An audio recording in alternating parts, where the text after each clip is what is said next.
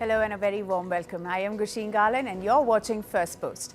In the next few minutes, I get you the top 50 updates from around the world only here on Fast and Factual. Let's get started.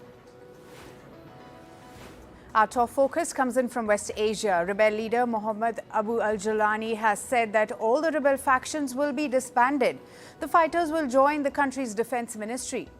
The Hayat Tahrir al-Sham leader has also called for the removal of international sanctions on Syria. Jolani also said that there must be a social contract between the state and all the religions in order to ensure social justice. Syria's former President Bashar al-Assad issued his first statement on Monday after being ousted. He said fleeing from Syria was never an option and he didn't abandon his country.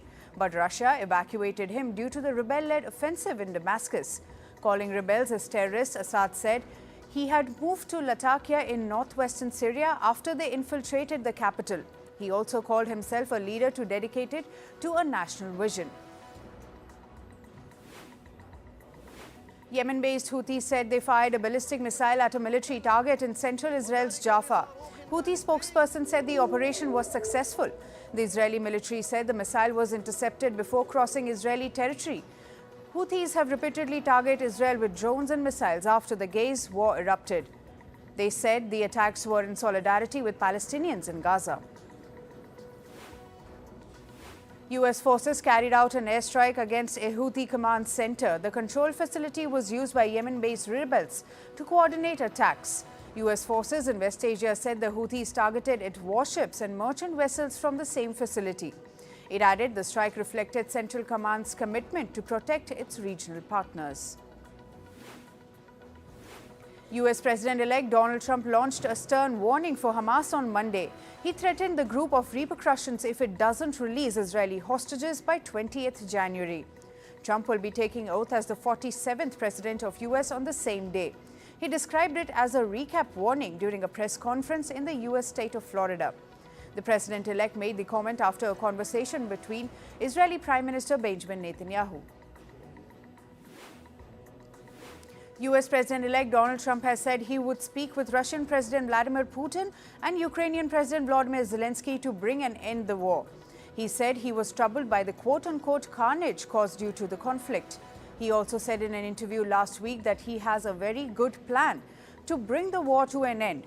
Trump has vowed to end the war between Russia and Ukraine in just a day, but hasn't given any details on how he plans to do it.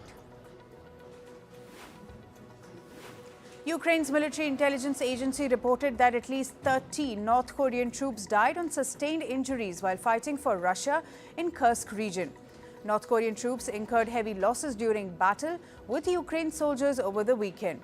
Ukrainian President Volodymyr Zelensky said that Russia was using North Korean troops in significant numbers for the first time in Kursk. These are the first reported casualties since Ukraine and the US accused North Korea of sending troops to Russia to help it fight in the war. A teenage shooter opened fire at a school campus in the US state of Wisconsin. A teacher and a student lost their lives and 6 others sustained injuries. The shooter, reportedly a 17-year-old girl, turned the gun on herself after opening fire. The shooter was also a student of the same school. Iran's National Security Council has paused the implementation of the controversial hijab and chastity law. The law was set to come in effect last Friday. However, President Masoud Pezeshkian called the legislation ambiguous and in need of reform.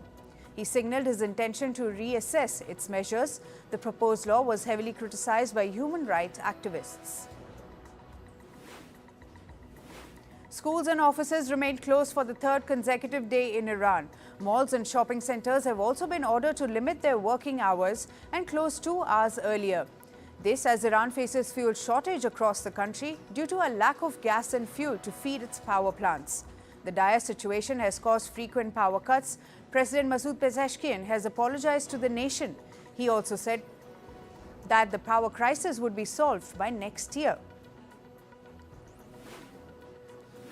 German Chancellor Olaf Scholz lost a confidence vote on Monday. This paves the way for snap elections, which will be held on February 23. Scholz, whose coalition collapsed in November, called the vote knowing he would lose. He later asked President Frank-Walter Steinmeier to dissolve the legislature.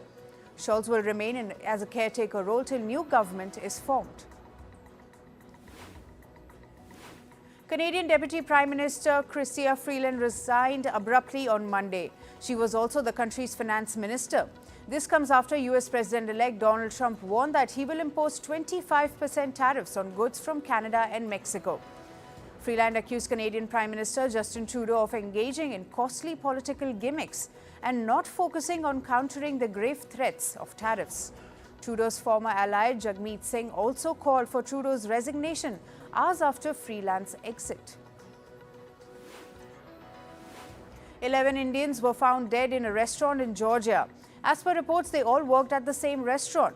Preliminary reports indicate that carbon monoxide poisoning was likely the cause of their death. Meanwhile, authorities are investigating to find the source of the toxic gas. South Korea's impeached President Yoon Suk-yeol received an ultimatum to appear for questioning on December 21. He has been summoned over briefly declaring martial law in the country. Yoon was impeached on December 14th following his decision. He is being investigated over alleged insurrection by South Korean prosecutors, a charge that Yoon's lawyers have rejected. The impeached president might be arrested if he does not appear for the questioning. A 7.4 magnitude earthquake struck the Pacific island nation of Vanuatu today. At least one person was killed. The earthquake triggered brief tsunami warning, which was later removed by aid agencies. Reported widespread damage across the 12,000 square kilometer territory. In climate news, France is deploying ships and military aircraft to its Indian Ocean territory of Mayotte after the island was battered by cyclone Trudeau. Authorities have reported at least 25 deaths with 45 others in critical condition. However, officials believe the death toll could rise to hundreds. Trudeau is one of the worst storms to hit the island in a century.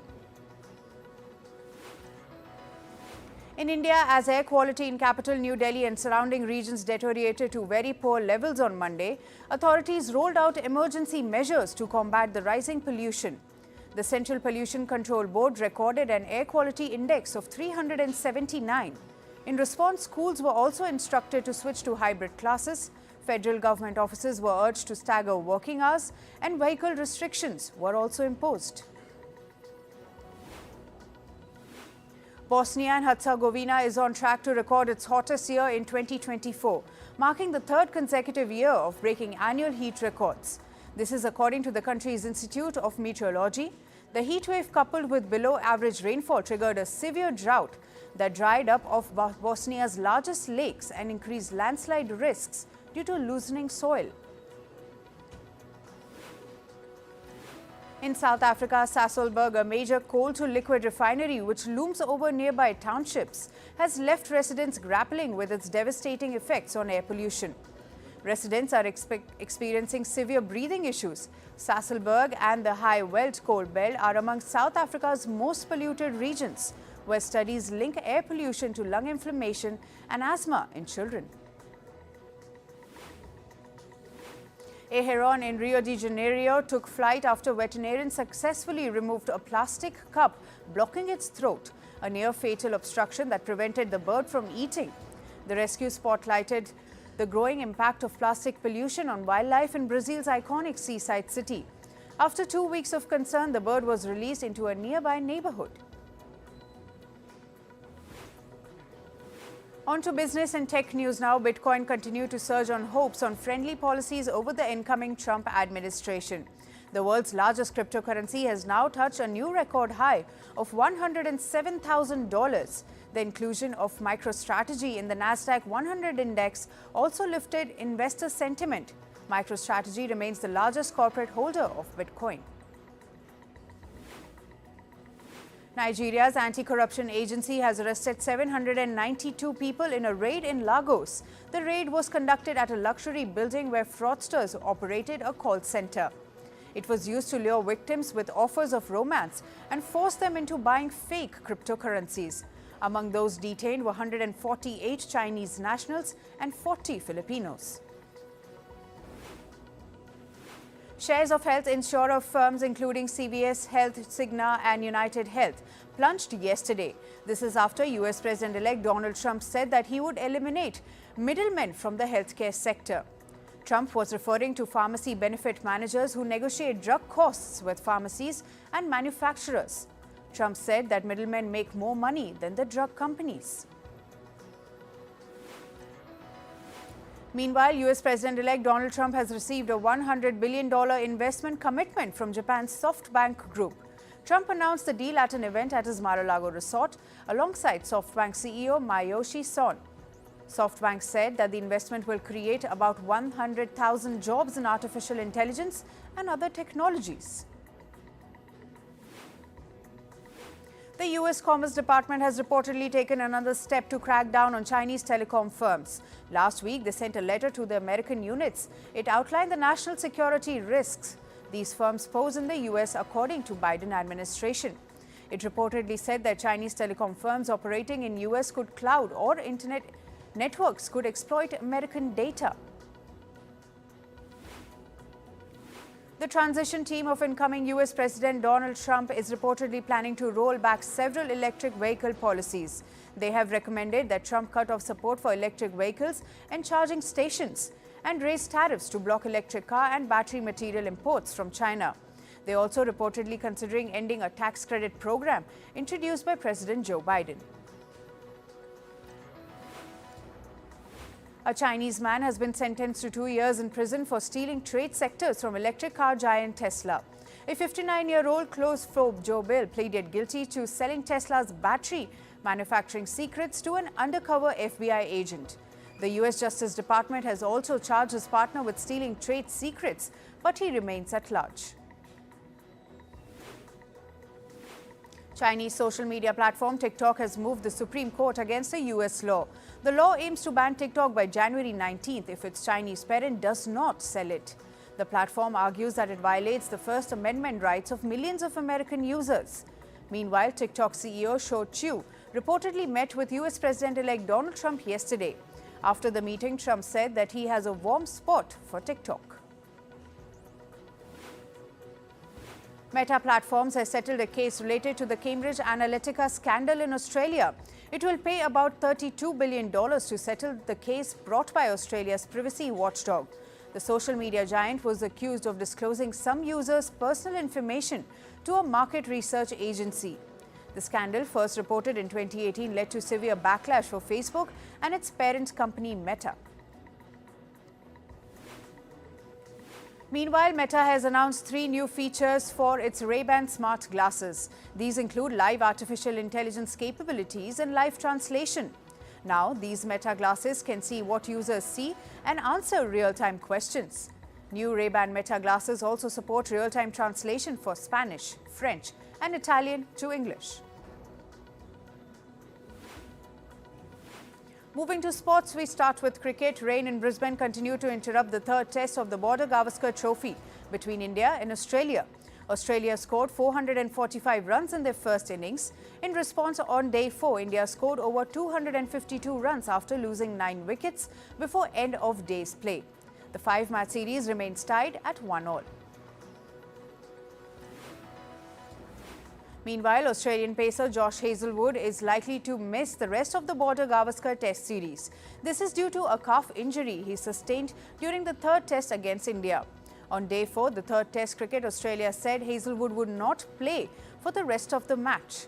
Hazlewood only played the first test of the series. He was previously ruled out of the second test due to a side strain. Bangladesh beat West Indies by 7 runs in the first of their 3-test match T20 international series. Batting first, Bangladesh scored 147 runs for the loss of 6 wickets. West Indies were all out for 140 runs with 1 ball remaining. With this win, Bangladesh lead the 3-match series 1-0. New Zealand beat England by 423 runs in the third test match. England were chasing a mammoth target of 658 runs on day 4. However, they were all out for just 234 runs. For New Zealand, Mitchell Santner struck a match-winning performance with his 4-wicket haul in the second innings. Having won the first 2 matches already, England won the 3-match test series 2-1. In football, the Premier League clash between West Ham and Bournemouth concluded in a tie. West Ham's Lucas Paqueta scored the first goal late in the game after converting a penalty. Bournemouth's Enes Ünal denied West Ham a win. The Turkish forward scored an equaliser just before the end of regular time. Leganés beat Barcelona 1-0 in a La Liga match. Sergio González scored the only goal of the game in the 4th minute, while Barcelona had several opportunities to score an equaliser. The home side failed to make a breakthrough.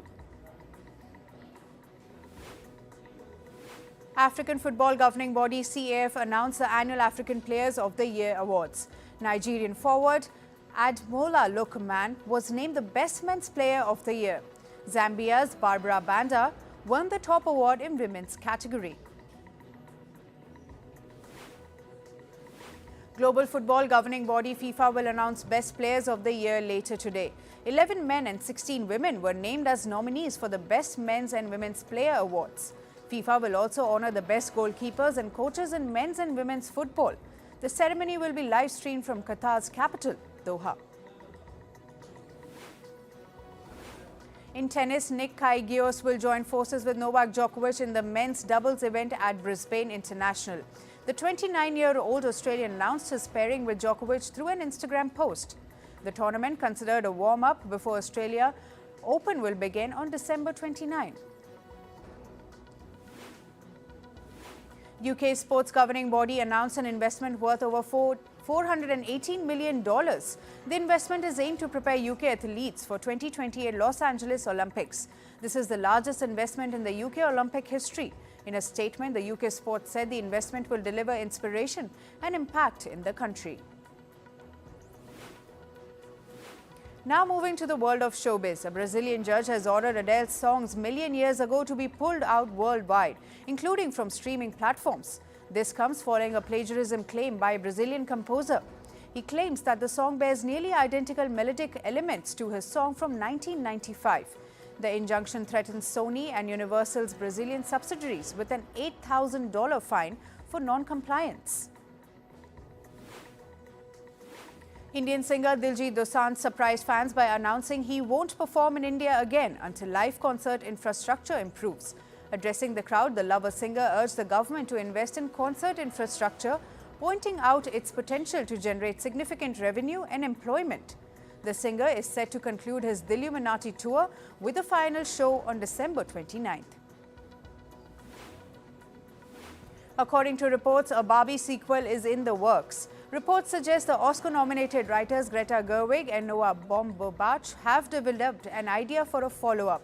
Although Warner Bros. And the filmmakers have denied reports, the project is still in its early stages with discussions underway. James Gunn has unveiled the motion poster of David Cornsweet starrer Superman. The poster also features the film's theme song. Cornsweet is seen speeding up in the clip in the iconic Superman costume. The film will release in July next year.